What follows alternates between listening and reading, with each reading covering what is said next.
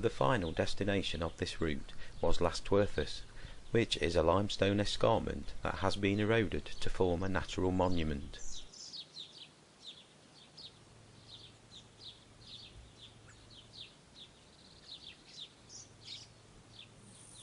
There were 3 species of butterfly with a white stripe across the underside of their hind wings. Ripart's anomalous blue was the commonest of the 3. The upper side, when visible, is brown, with the males having an extended furry androconial patch on their upper wing surface. The wing fringes are brown, and the underside of the wings show pale submarginal lunules.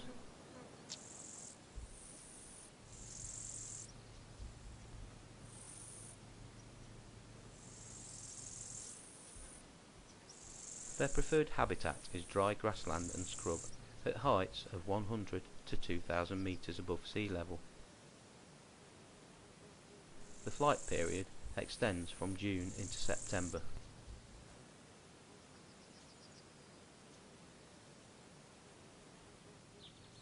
The second species we encountered showing a white wing stripe was the Damon blue. I only saw this female, which showed a darker brown underside compared to Ripart's anomalous blue, without the faint submarginal markings.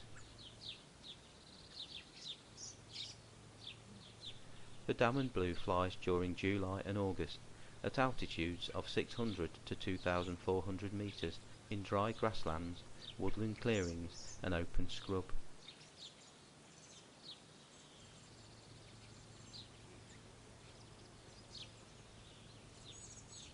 The next species, with a faint stripe along the underside of the hindwing, was found late in the day of our second visit, when the wind had increased and was blowing everything around, making filming really difficult. This is Forster's furry blue, which in the female has a pale brown underside showing the white stripe and a chocolate upper side, whereas in the male the underside is almost white. The upper side of the male is silvery grey to white, with dark veins that can also be viewed from the underside with the help of backlighting. This is a darker female. This male shows the dark veins through its wings. The hairy bodies of both male and female were very obviously white, compared to the Ripart's anomalous blues, which showed mainly brown on top of their bodies, but were paler below.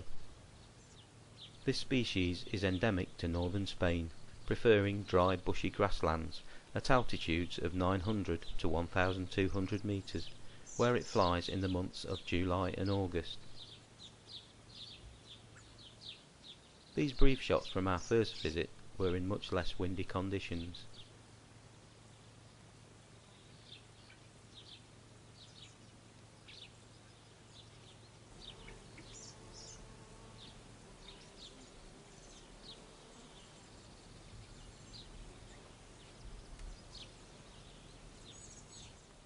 I've saved my favourite route of the holiday until last, as it was the most exhilarating. This was the short journey from Arguebanes to Fuentedey and the cable car up into the mountains. I've split this into the 3 trips we made up the mountain, as the weather conditions were very different on each trip. The first visit was made in complete unbroken sunshine all day. The second was made in complete cloud, whilst on the third trip the tops of the mountains poked out of the clouds that filled the valley lower down. The cable car ride lasts only a few minutes, but covers 1,823 metres during this duration, where it ends at the top of a sheer cliff face. On the first trip up the mountain we were in the first car at 9 o'clock, reaching the top in brilliant sunshine. An Apollo landed close by and began nectaring on a thistle. A second individual, a large female, was found feeding on Pyrenean eringo. This is a butterfly I associate closely with mountainous terrain, where it prefers rocky or stony slopes rich in flowers at altitudes of 500 to 2,400 metres above sea level. The Apollo has a flight period extending from May to August, dependent on locality and altitude. This butterfly is pretty unmistakable, with its cellophane-like white wings with conspicuous black and red markings. It could only be confused with the small Apollo, which does not occur in this area. The next species was the one I really wanted some better footage of, as it only occurs here and in the Pyrenees. This is a female Gavarni blue, basking on a rock before heading off to find suitable egg-laying sites.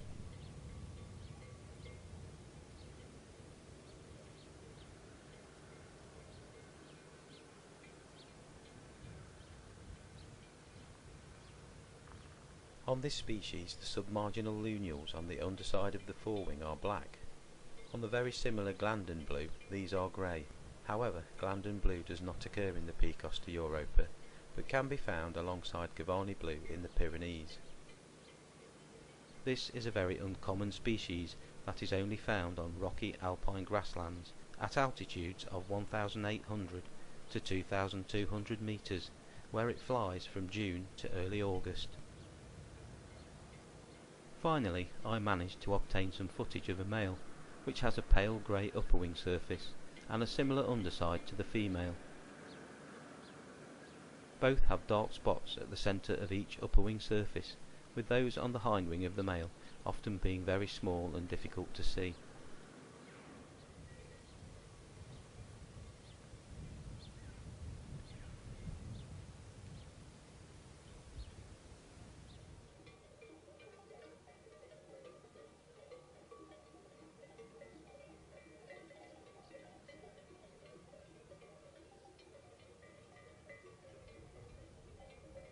We really enjoyed our 2 weeks in the Picosta Europa with its spectacular scenery, interesting mountain birds and colourful butterflies.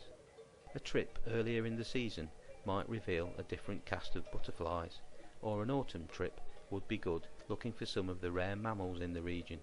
These are all possibilities for the future.